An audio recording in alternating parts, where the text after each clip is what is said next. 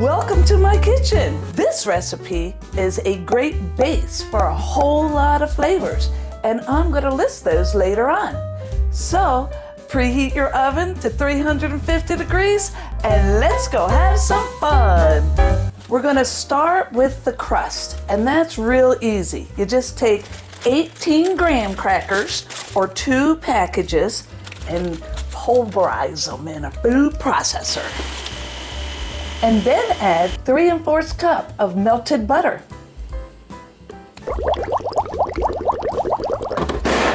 Whoops. And mix that all in. Then pour it into a 9-inch springform pan. It's the easiest to use. And then you want to spread it around the sides, the bottom and the sides. You don't have to work it up the sides. You can leave a flat bottom if you want. Just take out a little bit of the crumbs. I use a measuring cup because it gives a flat bottom and it just makes it easier. But I kind of like it when it goes up the walls. It's kind of like the corsets on Moulin Rouge. Work it in there, press it down and press it along the walls. The goal is to make it nice and even. There. And then bake for 12 to 15 minutes or until it starts turning a nice golden brown on top, right around the edges. Then take the top rack and move that to the bottom. Place a roasting pan on the inside with hot water. That's important. This is my little cheat. I just take 4 bricks or 32 ounces of cream cheese and put them in a warm bowl of water. And they'll get nice and mushy. That's what you want. So you take these and put them in your mixer bowl. You want to make sure all your ingredients are at room temperature. That'll help eliminate all the lumps because you want a nice creamy filling. Then add in 1 1/4 cup of regular sugar and beat those together till they're nice and creamy. And scrape down your bowl just to make sure you're getting all the sugar thoroughly mixed in. Nothing's hiding on the bottom and you're getting it nice and smooth. That's what we're looking for in a cheesecake. Now, at this point, this is when I like to add the zest of 5 limes. It takes about 5 limes to get the 1/2 cup of lime juice you need.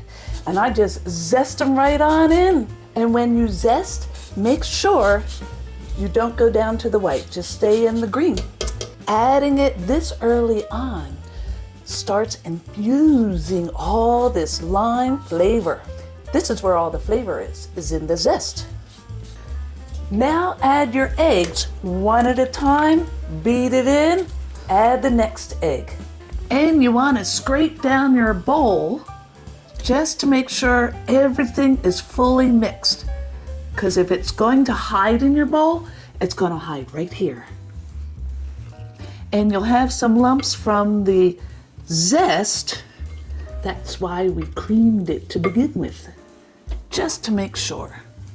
And go ahead and add in the rest of your ingredients. 1/2 cup of heavy cream and your lime juice and 1/2 cup of sour cream. It's gonna add some tang. And scrape it down one last time. There's nothing more disconcerting than when you go to pour your batter into your crust and out falls a chunk. All right, now before we pour it into the pan, we have to line the outside with extra wide, heavy duty aluminum foil.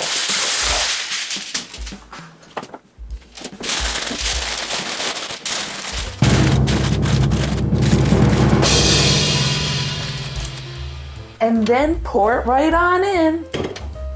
And live dangerously, pour it right up to the brim. This is a 9-inch pan, by the way. And then you want to tap it lightly to have any large air bubbles come to the top. Place your wrapped cheesecake in the hot water bath and bake for 2 hours. Then crack the door and cool it down for 1 hour.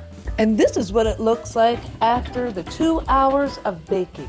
It's kind of solid around the sides. You can touch the top, and if it's dry or does what it's doing right here, then you know you're on the right track. When you take it out and put it on the counter, it'll cool off more and continue to bake as it cools and get more solid. More solid? Is that a word? Is that a way? Now to go on top, I like to put lime curd, and it's just like lemon curd. You take the zest of about 5 limes, and that'll give you about a half a cup of lime juice. And pour that in there. And 5 tablespoons of butter, unsalted butter that is. And I just put them in little chunks to help them melt faster. Then add half a cup of sugar. In another heat-proof bowl, add 2 eggs and 2 egg yolks. You can use your shell or fingers to separate them. Add 1 more egg white to that one, and you can make meringue cookies.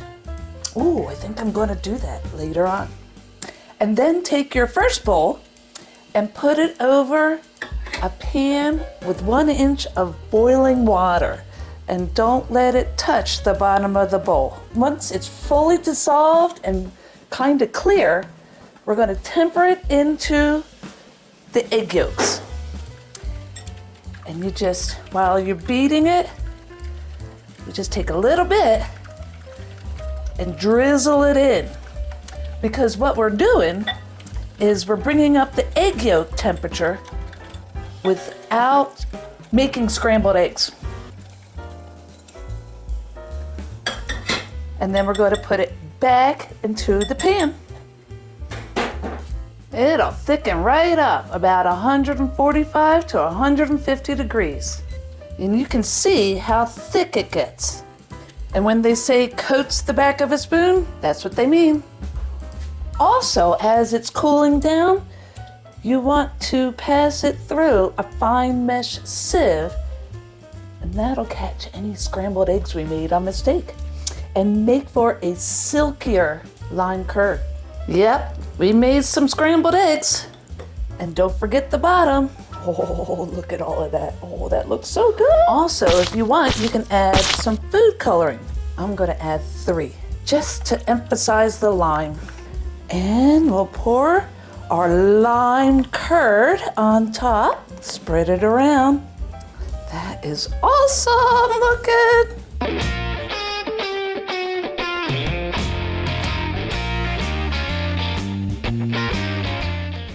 And let's make some whipped cream for on top. 1 cup of heavy cream, add half a cup of sugar, and whisk that to stiff peaks. This is awesome looking. I'm gonna pipe it on. I love piping. And then we'll put some lime slices in. Isn't it beautiful? I'm gonna try it. Oh my goodness. Heaven. I hope you have fun today. If you did, give it a like, thumbs up, leave a comment.